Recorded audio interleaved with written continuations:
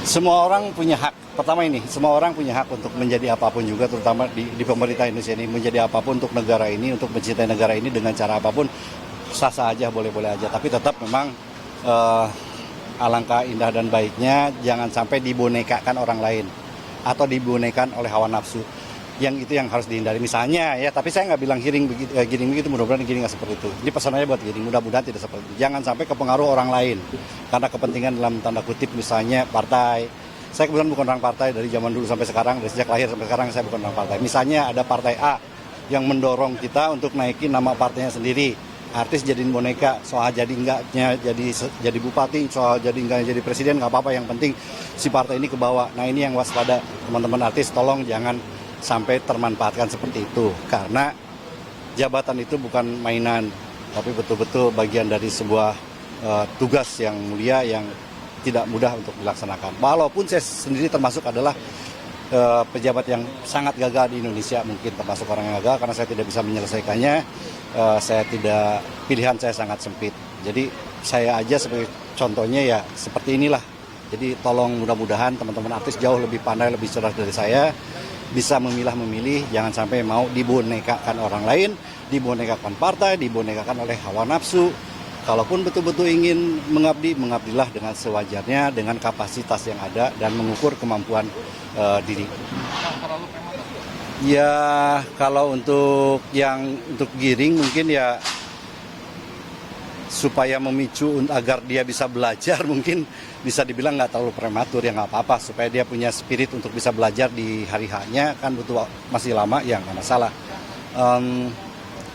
Kalau untuk yang sudah rencana, kalau secara strategi politik kayaknya terlalu prematur. Tapi kalau untuk Giring ya karena memang pasti akan butuh waktu untuk belajar, memahami pola dan sistem segala macam, dan tidak menutup kemungkinan bisa berubah di tengah jalan atau di pas menjelang-jelang, itu tidak menutup kemungkinan bisa jadi berubah juga. Artinya dengan posisi ya memang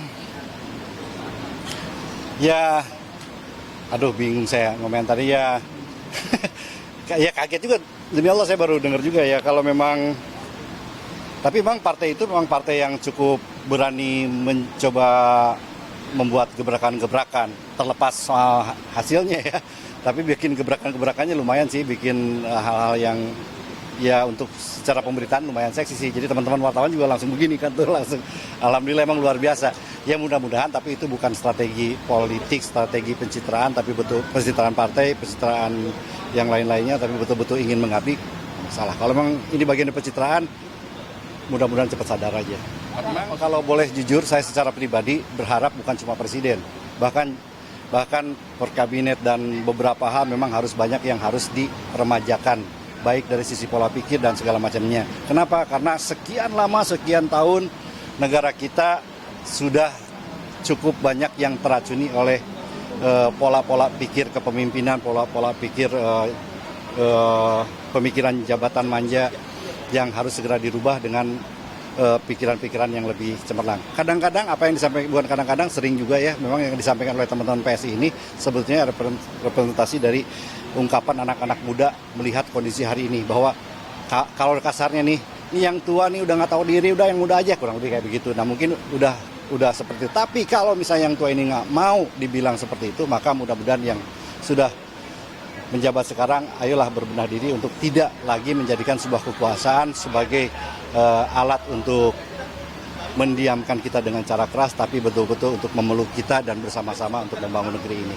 Insya Allah akan lebih baik. Tapi kalau misal bersikeras dengan gaya-gaya yang kurang elegan, pertanyaan tadi bisa dijawab dengan bahwa ya, kita butuh anak muda untuk pemimpin, baik itu tingkat presiden, gubernur, bupati, bahkan jajarannya.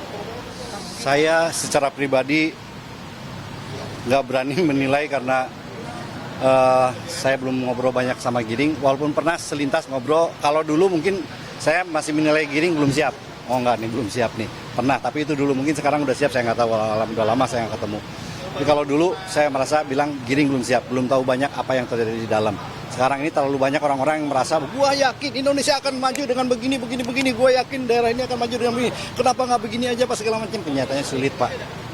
Kenyataannya nggak mudah sebenarnya itu. Bahkan ada seorang pemimpin yang berpikir bahwa menjadi gubernur atau menjadi bupati itu seperti kita memiliki perusahaan, nggak bisa. Kita nggak boleh mencat kepala dinas kalau nggak ada permasalahan yang betul-betul ini mindahin tugas segala macam, itu bisa dituntut balik. Nggak seperti di perusahaan, nggak bisa seenaknya. Jadi kadang-kadang mereka tidak tahu hal itu.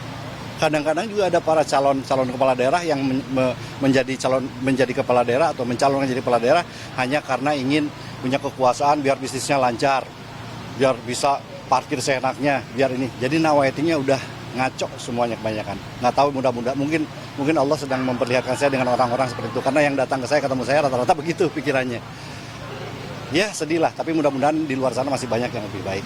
Kan kalau dari kalangan ya ya saya ketika saya kaget barusan aja bisa dibilang ya apa ya, bisa dibilang shock, bisa dikategorikan berlebihan kalau misalnya ternyata dia tidak memiliki ilmu sedikit pun, tapi bisa dijadi oke kalau misalnya dia bisa membuktikan pengetahuannya dalam bentuk mungkin nanti diundang oleh televisi mana apa segala macam, mungkin bisa kita lihat, oh iya ternyata memang layak. Kalau hari ini saya belum lihat dia ngomong apa, belum lihat dia ditanya oleh panelis mana apa segala macam, belum teruji.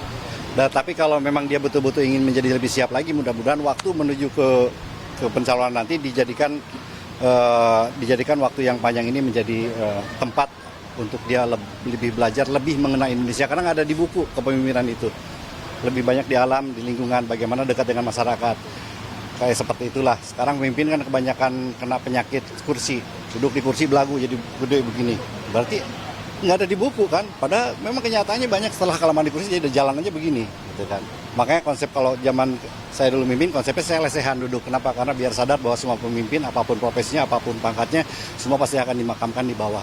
Akan bersama rata dengan siapapun juga, termasuk dengan rakyatnya. Kurang lebih begitu.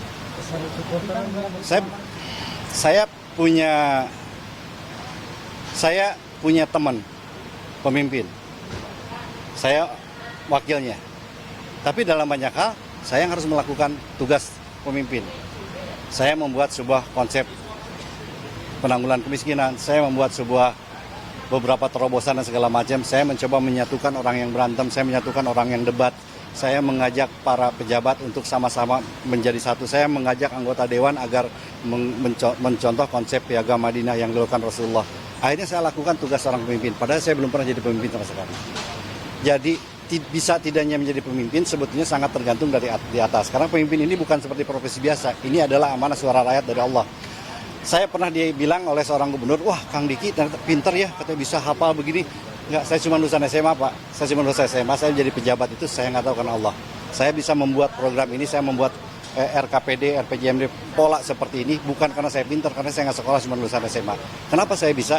Karena ketika saya meraih atau mengejar jabatan saya ini dengan cara yang insya Allah, dengan jalan Allah, dengan jalan yang benar, maka saya yakin saya akan dimudahkan oleh Allah dalam bekerja. Jadi kalau bicara yang tadi, pengalaman pas segala macam akan kalah apabila dia betul-betul menjalankan apa yang dia kejar itu dengan cara yang benar. Hari ini banyak yang celaka karena mungkin jalannya tidak benar. Ada juga yang berhasil ya, mungkin dia kalau bahasa Bangdul, Dul Sumbang, ya di tayungan juri artinya dibantu sama setan gitu kan. Ya yakinlah pasti akan ada jalan keluar baik kalau menggunakan cara yang baik dan benar. Kalah pun akan terhormat, menang pun akan dibantu oleh Allah dalam setiap masalah yang akan dihadapi. Kurang lebih. Terima kasih teman-teman.